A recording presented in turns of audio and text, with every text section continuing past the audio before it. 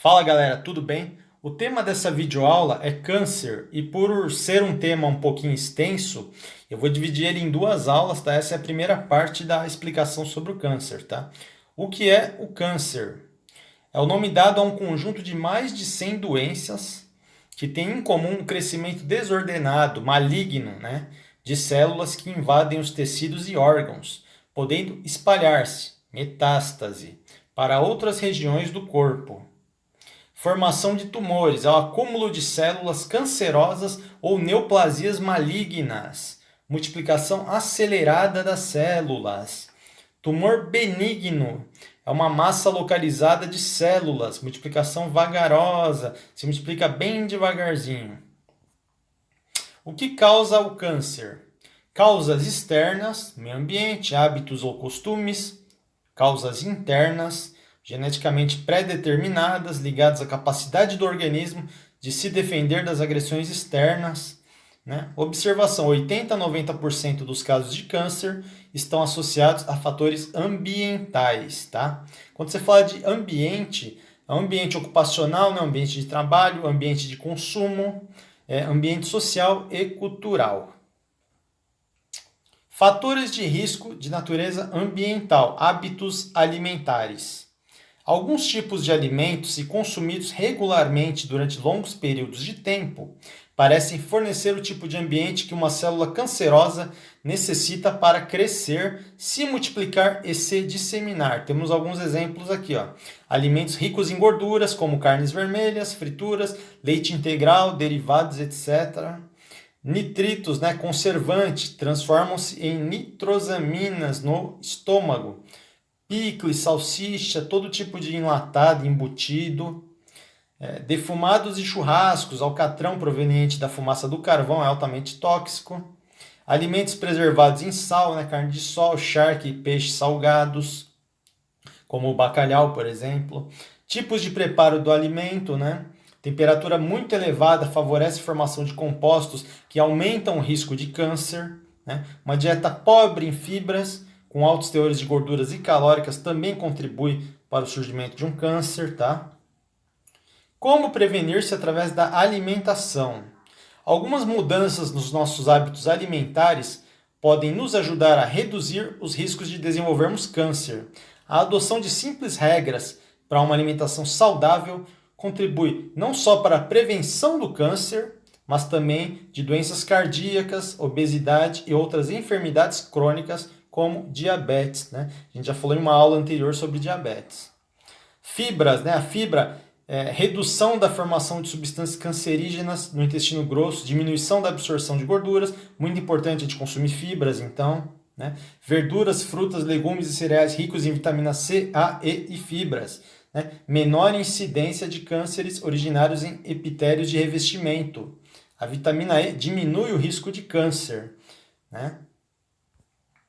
Alcoolismo, relação com câncer. A relação entre álcool e câncer tem sido avaliada no Brasil por meio de estudos de caso controle, que estabeleceram a associação epidemiológica entre o consumo de álcool e cânceres da cavidade bucal e do esôfago. Combinado com tabaco, né? A faringe e laringe supraglótica são as áreas aí com desenvolvimento de câncer. Né? Está relacionado a 2 a 4% de mortes por câncer. Os estudos epidemiológicos têm demonstrado que o tipo de bebida, cerveja, vinho, cachaça, etc., é indiferente, pois parece ser o etanol, né, o agente agressor e disseminador do câncer. Hábitos sexuais. Certas características de comportamento sexual aumentam a chance de exposição a vírus carcinogênicos sexualmente transmissíveis. Eis alguns tipos de vírus com potencial carcinogênico que podem ser transmitidos sexualmente. O herpes vírus tipo 2 e o papilomavírus, que é o HPV, estão relacionados ao câncer do colo de útero. O vírus HIV, associado a outros tipos de vírus, como o citomegalovírus e os herpes vírus 1 e 2, pode desencadear o aparecimento de sarcoma de Kaposi, câncer de língua e reto, respectivamente, em pacientes portadores de AIDS. Vírus HTLV1 associa-se a leucemias e ao linfoma de linfócitos T. E vírus da hepatite B relaciona-se ao câncer de fígado. A radiação solar também, exposição excessiva ao sol. No Brasil, o câncer mais frequente é o de pele, correspondendo a 25% de todos os tumores, né, diagnosticados em todas as regiões geográficas. A radiação ultravioleta natural proveniente do Sol é o seu maior agente etiológico. Para a prevenção não só do câncer de pele, como também de outras lesões provocadas pelos raios ultravioletas, é necessário evitar a exposição ao sol sem proteção. É importante que a pessoa ela use chapéu, guarda-sóis, óculos escuros, filtros solares, né? Crie esse hábito, né? Que use todos esses meios aí, né? Durante qualquer atividade ao ar livre, né? E evite a exposição em horário em que os raios ultravioletas são mais intensos, né? Que é das 10 da manhã às 16 horas da tarde, tá? Então, muito importante usar chapéu, guarda-sol, óculos, filtro solar para evitar a exposição direta em excesso dos raios ultravioletas. Outras radiações, né? Estima-se que menos de 3% dos cânceres resultem da exposição às radiações ionizantes. Estudos feitos entre os sobreviventes da explosão das bombas atômicas e entre pacientes que se submeteram à radioterapia mostraram que o risco de câncer aumenta em proporção direta à dose de radiação recebida e que os tecidos mais sensíveis à radiação ionizante são o hematopoético, o tiroidiano, o mamário e o ósseo. As leucemias ocorrem entre 2 e 5 anos após a exposição e os tumores sólidos surgem entre 5 e 10 anos. O tabaco, né? 90% dos casos de câncer no pulmão, entre os 10% restantes, 1/3 é de fumante passivo, tá? Quem só absorve a fumaça de alguém que está passando do seu lado fumando. Às vezes você só está do lado respirando essa fumaça. Já é um risco de você contrair câncer, desenvolver câncer no futuro, tá?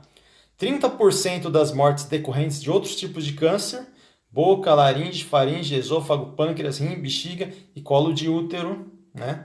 As doenças cardiovasculares e o câncer são as principais causas de morte por doença no Brasil, sendo que o câncer de pulmão é a primeira causa de morte por câncer. Câncer de pulmão tem em primeiro lugar nas causas de morte por câncer aí, tá? No Brasil. Hereditariedade, né? Fatores genéticos também causam câncer, né? Tem a doença chamada retinoblastoma, né? Em 10% dos casos apresenta história familiar desse tumor, né? 10% das pessoas que desenvolvem isso já teve um caso na família, tá? Alguns tipos de câncer de mama, estômago e intestino parecem ter um forte componente familiar também. São raros os casos de câncer que se devem exclusivamente a fatores hereditários, tá? Familiares e étnicos. Apesar de o fator genético exercer um importante papel na oncogênese. Na próxima aula, eu estarei finalizando esse assunto aí, tá? Sobre o câncer. Até lá!